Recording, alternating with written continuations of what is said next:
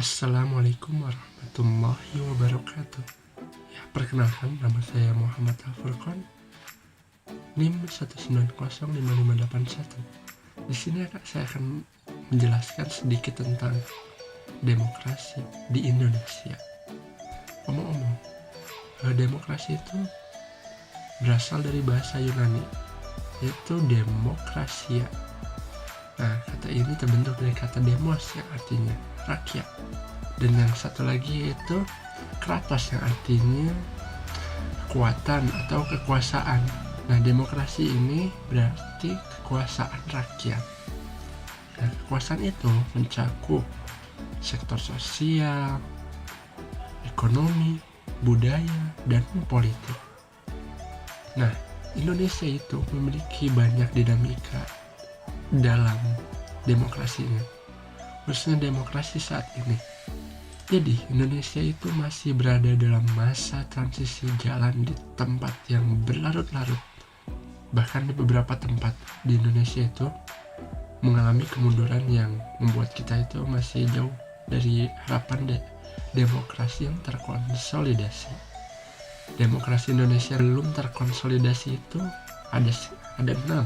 Itu pertama, demokrasi bisa berjalan dan berproses dalam masa waktu yang lama. Yang kedua, adanya penegakan hukum yang tidak berjalan dengan baik. Lalu ketiga, ada di masa pengadilan yang independen. Yang keempat, ada pemilu yang perlu adil dan kompetitif. Yang kelima, yaitu civil society yang harus kuat. Yang keenam, belum terpenuhinya hak sipil, ekonomi, dan budaya warga negara. Nah, masalah krusialnya itu pada pesannya masyarakat sipil yang perlu kritis kepada kekuasaan.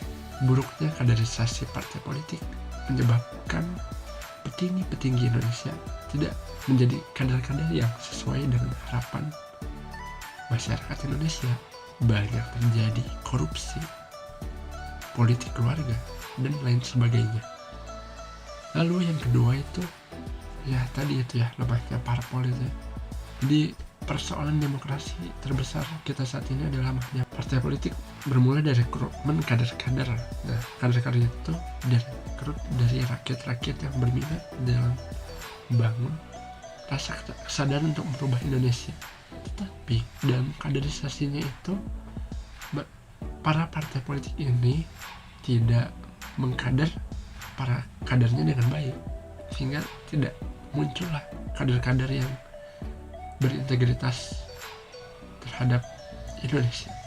Lalu di media sosial juga menjadi masalah yang cukup krusial, yaitu lemahnya internalisasi keadaan sipil, yaitu warga negara tampak ya di media sosial itu saling menghujat, saling menghina, ya mungkin tidak membantu satu sama lain.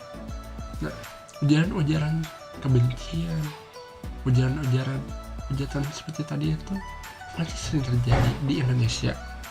Lalu yang terakhir ya kemundurannya setelah 4 tahun pemerintah berjalan. Kritik dari para analis dalam negeri maupun luar negeri mulai bermunculan, seperti Tom Powell dan Eva Warburton tahun 2018-2019. Nah, menganalisis perkembangan demokrasi di Indonesia itu terjadi kemandekan dan bahkan kemunduran demokrasi, di mana presiden sekarang mulai melakukan praktik non-demokratis seperti membubarkan ormas tanpa proses hukum, meningkatnya intoleransi di antara kita, semakin kuatnya polarisasi politik, dan masifnya kabar bohong dan pelanggaran hak asasi manusia yang terjadi di Indonesia. Dengan semua hal ini, kita perlu saling berkolaborasi, saling membangun, saling mendukung satu sama lain demi terwujudnya integrasi nasional yang baik. Kita ingin menjadi suatu negara yang bisa menghasilkan sistem-sistem yang baik dan menjadi terwujudnya masyarakat madani. Ya, mungkin cukup sekian pendapat saya tentang demokrasi saat ini.